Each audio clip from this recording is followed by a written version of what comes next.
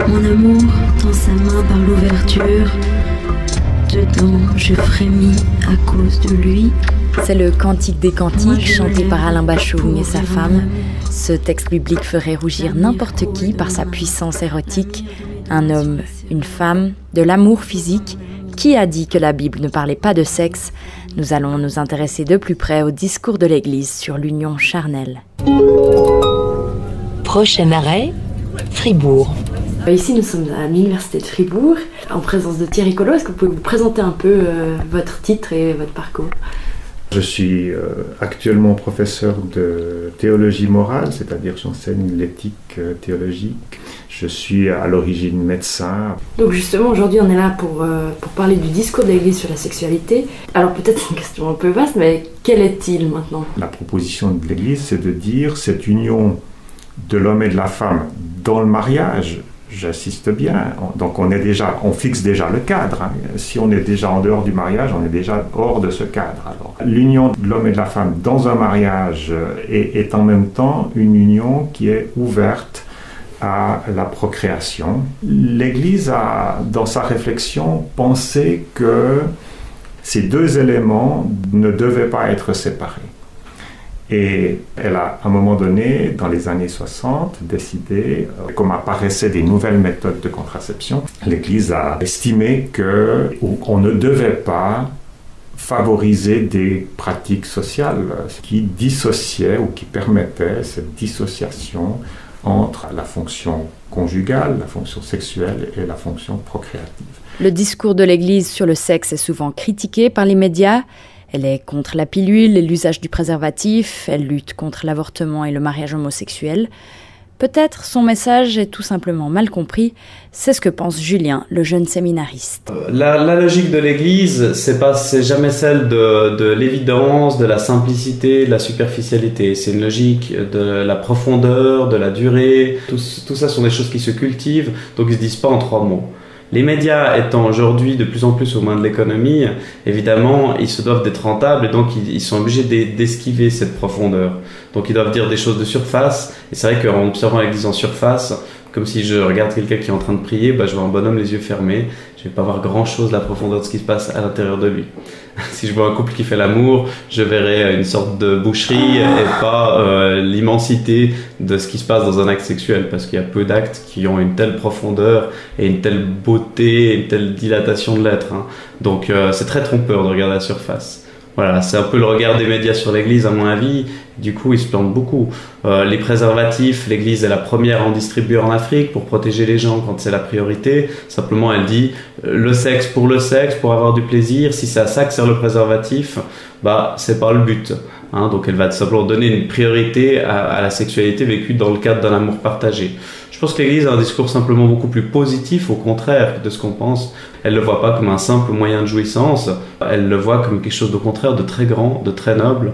Mais comme tout ce qui est grand et noble, on n'a peut-être pas envie de le dilapider et de le vivre avec négligence. Si je comprends bien, alors elle condamne l'union sexuelle pour le plaisir? Non. Non. Oui, elle condamne l'union sexuelle qui n'est pas inscrite dans un projet de couple comme ça, oui. Elle dit que l'union sexuelle, elle est à comprendre dans une vie de couple et dans le mariage.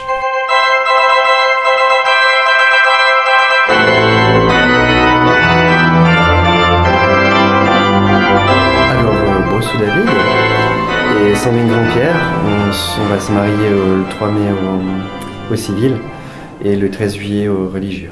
Cette démarche pour nous représente un début de un début de vie ensemble et puis de construire quelque chose à deux. Puis pour vous, de se marier à l'église, c'était une évidence? Oui, je pense pas. Les deux, on a été élevés catholiques et puis c'est vrai que autant pour sa famille que la mienne, on a été entre guillemets obligés d'aller à la messe jusqu'à nos 16 ans. Et puis voilà, mais c'est vrai que pour nous, on n'imaginait pas être à l'église. Ça fait combien de temps que vous êtes ensemble? 4 ans. Et vous habitez ensemble? Oui, ça fait 2 ans qu'on habite ensemble. Pourquoi maintenant? Parce qu'on a fini les deux nos études, que ça fait à peu près un peu plus d'1 année qu'on travaille, puis que maintenant on est Enfin, on est prêt à franchir le cap de se marier puis après d'avoir des enfants. J'ai rencontré David et Sandrine lors d'un week-end de préparation au mariage au foyer du Midi à B. Des couples catholiques et protestants étaient réunis pour partager leurs dernières interrogations. Vous parlez de votre curé, vous avez une bonne relation avec lui, vous pouvez lui parler de vos problèmes, de vos doutes Bon, oui, en tout cas, on a une bonne relation. Ouais. C'est vrai qu'il est assez ouvert sur nos réalités aussi. Hein. Après, il y a peut-être des sujets qu'on n'a pas spécialement encore abordés. Et vous pouvez lui parler de choses un peu plus intimes ou pas vraiment? Ah oui, je pense qu'il serait tout à fait ouvert à ce qu'on lui parle de choses plus intimes, ouais. Ça vous dérange pas que lui ait jamais connu ce que vous vivez? Enfin, il a jamais pu être amoureux, il va jamais pouvoir se marier. Comment vous viviez ça, ce célibat qu'il a? Pour moi, ça me dérange pas qu'il ait ce célibat. Puis c'est vrai que quand il parle, il a quand même, avec tous les couples qu'il côtoie, il a quand même un peu vécu des couples. Après, la seule chose, c'est que plutôt dans le sens où je serais plus triste pour lui parce qu'il connaîtra jamais ça. Et puis que c'est dommage qu'ils n'avaient pas le droit d'avoir de femme ou de se marier. La réponse qu'il a apportée, c'est que pour lui, très rapidement, il a pris cet engagement que nous, on prend l'un vers l'autre, que lui, en fait, cet engagement, il l'a pris vers Dieu. Pour lui, je ne sais pas si on peut dire que ça remplace une femme, mais voilà. Est-ce que aujourd'hui, l'Église pourrait encore avoir le rôle d'éducatrice sexuelle? Ah ben oui, j'aimerais bien qu'elle aille ce rôle-là plutôt que d'être le gendarme qui dise pas de pilule, pas de préservatif, pas de ci, pas de ça.